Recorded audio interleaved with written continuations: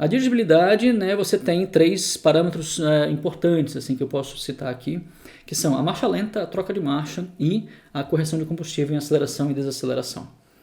Então, a marcha lenta é muito importante porque você precisa ter um motor que trabalhe estável quando o condutor não tá pedindo torque, né? Quando o condutor não está acelerando o motor, quando não está pisando no acelerador. Então, você tem que fazer com que esse motor, tem que trabalhar, né? Você tem que trabalhar para que o motor trabalhe e fique funcionando de maneira estável. E daí você precisa saber o que você precisa trabalhar, onde você precisa modificar os parâmetros para dar uma marcha lenta estável para o motor, para que o motor tenha um consumo de combustível também ou assim, esperado durante a marcha lenta, para que a entrada de consumidores não seja algo que vai fazer o motor morrer, para que, por exemplo, a entrada do ar-condicionado, direção hidráulica, vidros elétricos, toda a parte elétrica do carro, né? Acinamento dos faróis, limpador de para-brisa, desembaçador traseiro. Então, tudo isso tem que ser verificado, né, na marcha lenta, e ela tem que ser estável o suficiente para que o motor não tenha perturbações, ou que essas perturbações que vão entrar para o motor não façam com que ele oscile logo depois. Porque se ele oscila, o que vai acontecer? Passa uma sensação também ruim para o cliente. Então o cliente vai sentir que o motor não está estável, que tem alguma coisa errada, tem algum problema. Então o acerto, né, nesse sentido, ele vai trabalhar para que não haja essa oscilação e daí o motor continue trabalhando, funcionando normalmente, sem ter um impacto, vamos dizer assim. A outra parte, né, além da estabilidade, na marcha lenta você tem a transição. Então a transição de entrada e saída tem que ser muito bem feitas, essas duas partes, para que você não tenha buracos na saída da marcha lenta para a aceleração, quando você vai sair no semáforo ou vai começar a andar com o veículo, né? E também na entrada da marcha lenta, porque o motor ele não pode simplesmente, na hora que você está desacelerando e você pisa na embreagem, por exemplo, no carro com câmbio manual, quando você pisa na embreagem, o motor vai descer livremente e ele tem que entrar na marcha lenta. Ele não pode simplesmente passar para baixo e morrer, né? Descer indefinidamente até morrer, até o motor não funcionar mais. Então você tem que calibrar, né? Tem que fazer o acerto dessa entrada na marcha lenta, nessa transição para a entrada na marcha lenta, de forma a que a rotação entre no objetivo sem nenhum problema, sem passar para baixo do objetivo e voltar sem morrer direto, né? Então tem que ter um trabalho nesse sentido para preparar o motor para entrar nessa marcha lenta, e isso você faz na transição de entrada. A outra coisa também que tem é a troca de marcha, né, que nem eu estava falando. Então, a gestão da troca de marcha, você tem que entender o fenômeno, né, em relação às diferenças de rotação entre cada marcha.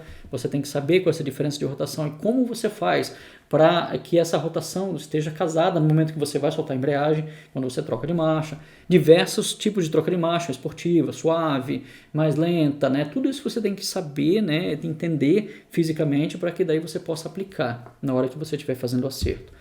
Gestão de avanço, gestão de combustível, gestão de ar, de borboleta, né? Tudo isso tem que estar preparado.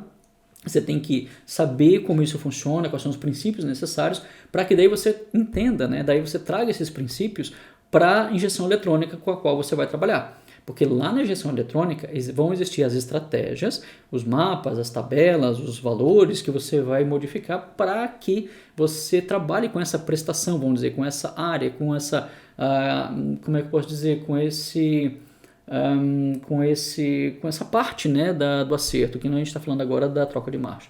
Então é necessário que você daí entenda fisicamente para que você possa daí com a injeção eletrônica fazer esse fenômeno físico, ou fazer com que o motor trabalhe, que o motor desempenhe tudo aquilo que você precisa para que daí essa prestação ela possa estar de acordo com aquilo que você deseja, com o objetivo que você tem.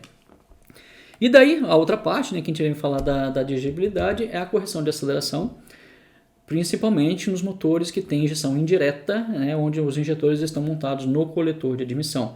No hardware, nos motores, onde você tem o injetor montado diretamente na câmara de combustão, essa necessidade de correção em aceleração e em desaceleração ela já se torna irrisória em alguns momentos, até nem precisa colocar porque você já está injetando dentro da câmara, e daí você não tem o fenômeno, né, que o injetor que está posicionado no coletor de admissão tem. E aí você precisa fazer uma correção de aceleração e desaceleração para você prever a quantidade de combustível do próximo ponto de funcionamento do motor. Então, se você acelera, você está saindo de uma condição em que você está com, por exemplo, 10% de acelerador, e daí quando você acelera, você tem que injetar uma quantidade de combustível antes né? Como é que se fala?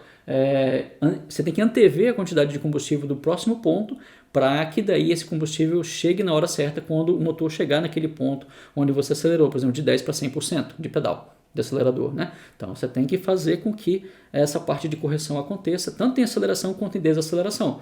Que do mesmo lado que você vai prever uma quantidade de combustível maior quando você acelera, quando você desacelera você tem que fazer o contrário. Você tem que prever uma quantidade de combustível menor e daí reduzir a quantidade de combustível antes de chegar no ponto de funcionamento, para que daí você não tenha um excesso nesse caso de combustível. Quando acelera existe falta se você não faz a correção, e quando você desacelera existe excesso. E se esse excesso vem, por exemplo, na desaceleração, você vai ter tranco no carro e o motor não vai funcionar como deveria funcionar.